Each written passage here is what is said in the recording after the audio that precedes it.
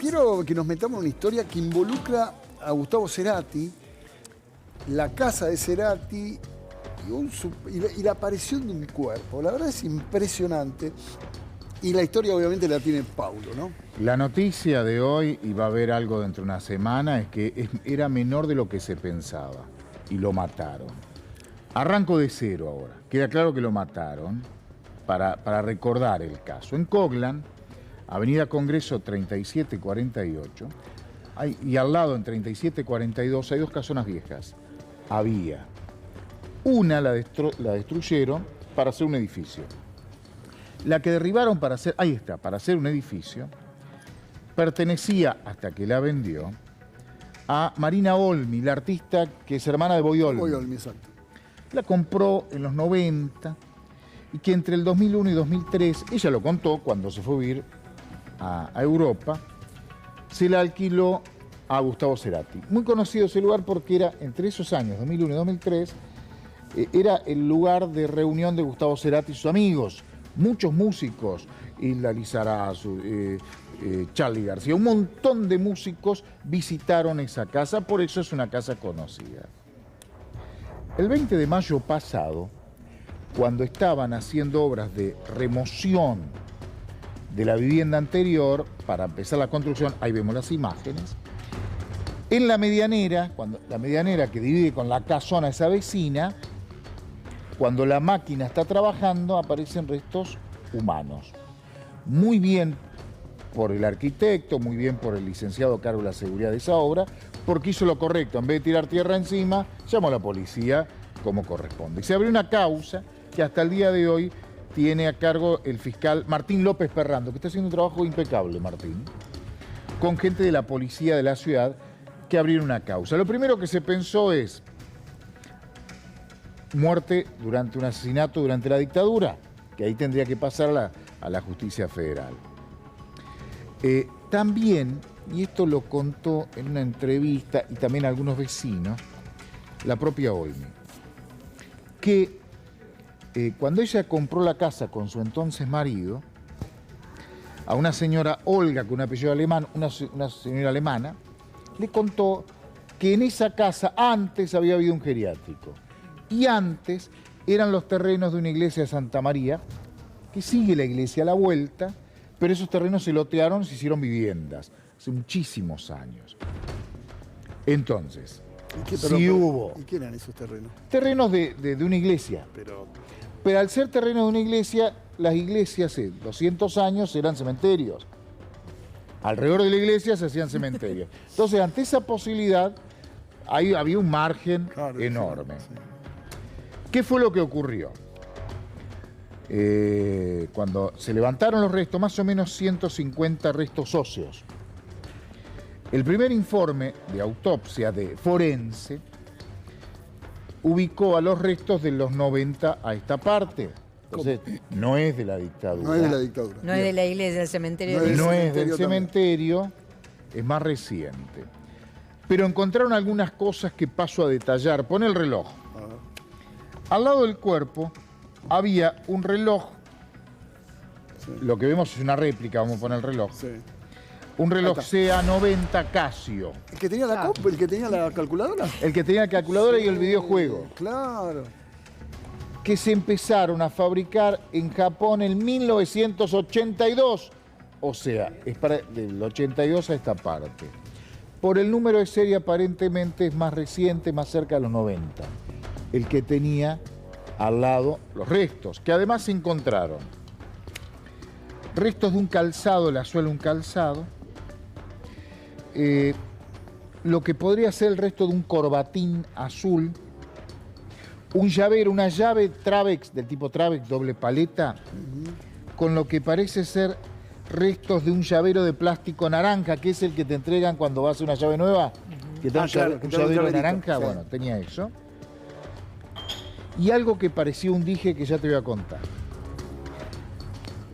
Indicaron que la edad aproximada de entre 20 y 22 años, la primera data. Lo que pasa es que estos restos, el doctor Martín López Perrando pidió la ayuda del equipo de antropología forense. Argentina Forense, que son los que trabajan trabajaron reconociendo restos de la dictadura y son convocados en todo el mundo porque tienen mucho prestigio. E hicieron un trabajo que les llegó a las oficinas de López Perrando esta semana, lunes, ayer. Más joven, entre 14 y 19. La edad La 14 y víctima, 19. adolescente. pibito. Calzado, al principio pensaba que talla 37, decían, y no daba con la altura, de una talla más acorde de calzado, 41. Estatura, 1,77 m. Brazos más desarrollados que otra parte del cuerpo. Eso quiere decir que era o practicaba remo o básquet o algún trabajo físico que hizo que se le desarrollaran más los brazos que otra parte del cuerpo. Basquetbolista. Sí. Tenista también, viste que los tenistas también sacan... Sí, puede ser o algún deporte con los brazos o algún trabajo de fuerza con los brazos. Hay un dato que esto se conoce del primer momento, pero el locador sigue siendo Cerati. La medianera divide las dos casas.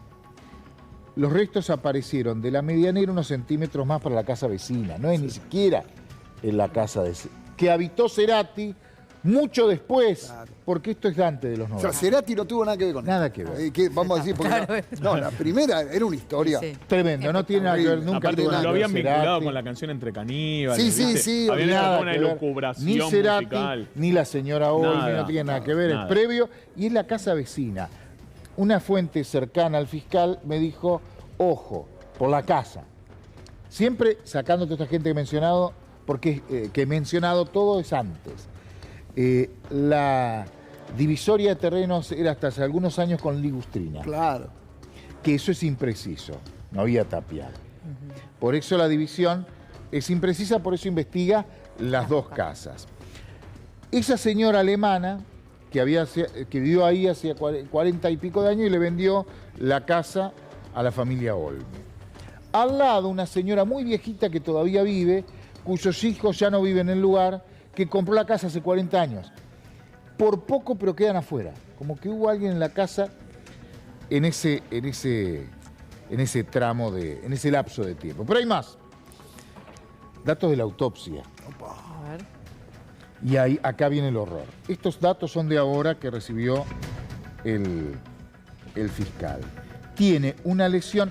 Cuando es tejido blando, obviamente la piel no queda, se consume. Cuando es tejido duro, que son los huesos, si hay lesiones de algún tipo de ataque, queda. Y quedó. Tiene una lesión a la altura de la cuarta costilla del lado derecho, compatible con una puñalada que pudo haber sido la herida mortal. Lo mataron de un cuchillazo.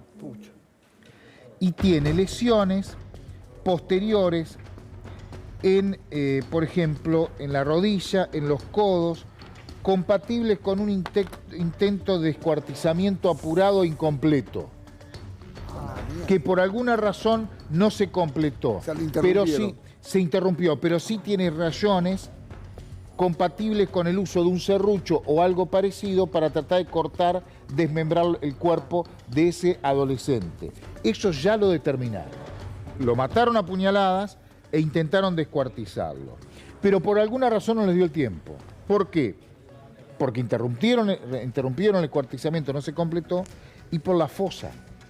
60 centímetros, 1,20 m y 40. Cavaron un pozo demasiado chico para un cuerpo de 1,70 m, demasiado playo, metieron el cuerpo como pudieron y lo taparon con tierra. El apresuramiento en enterrar ese cuerpo habla de que estaban apurados porque algo iba a pasar. Vendieron la casa la casa estaba desocupada antes que la compraran. Bueno, algo pasó. Te dejé para el último lo que pensaban en la primera inspección, que era un dije. Sí. No era un dije, era una moneda de 5 yuanes. ¿Yuanes? Moneda china. Una moneda china. Bueno, ¿qué es lo que pidió hoy? Presentó un escrito el fiscal, por consejo de especialistas, López Perrando. ADN para cotejar ese ADN con otros ADN que tienen para estadísticas y archivos que determinan distintas zonas geográficas del mundo donde pudo haber crecido, para ver si era un chico oriental, o no la víctima de este horroroso asesinato. Lo que no han encontrado todavía es un pedido de paradero de esa época. Claro.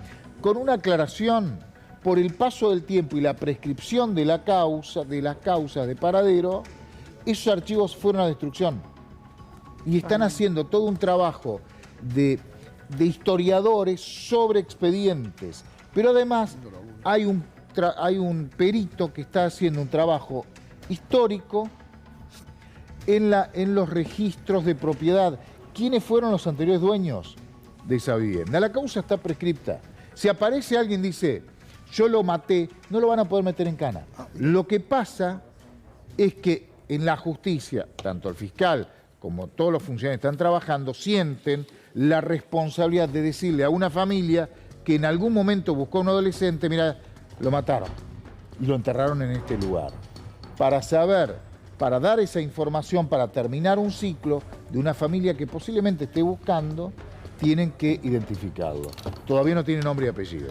Es impresionante, ¿no? Porque al principio era una historia... Esto va a ser el guión de una película seguro en algún momento. Pero es que era increíble, ¿no? Cerati, y uno decía, che, habrá tenido una doble personalidad. Cerati, de día... Previo a Cerati y es al lado. De día era el músico talentoso y de noche se dedicaba a descuartizar gente. No, era una pero te digo algo que puede ser también un capítulo del futuro libro para una película. Sí. Cerati vivió y compuso en un lugar con un cadáver en la medianera sin saberlo. No, eso sin saberlo. Ahora, quiero decir algo, el que construye ahí, pobrecito, ¿no?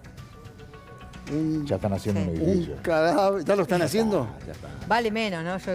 Hay el departamento. Vale menos, No, claro. vos decís eso porque tenés para invertir. No, Congreso, ¿sabés? yo Congreso ahí como me dan después la dirección. Claro. Porque, mira, le voy a decir algo. En ese edificio había Claro. un fiambre y aparentemente está en terreno de un cementerio. No compren. Congreso y Washington. ¿Sabés lo que cotiza ¿Ustedes eso? vieron Poltergeist?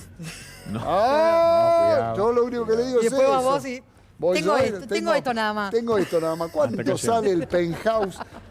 Además, linda zona. Congreso esa. y Washington. Linda zona. Yo tomaba el 41 ahí, en esa esquina. Claro, ahí, sí, por tenía eso una novia ahí por la zona, entonces tomaba el 41 para irme